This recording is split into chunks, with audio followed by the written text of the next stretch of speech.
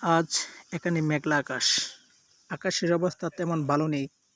তবে একটা জিনিস লক্ষ্য করা যায়, বাংলাদেশে যখন ঝড় বৃষ্টি হয় তখন প্রচুর পরিমাণে বজ্রপাত হয়।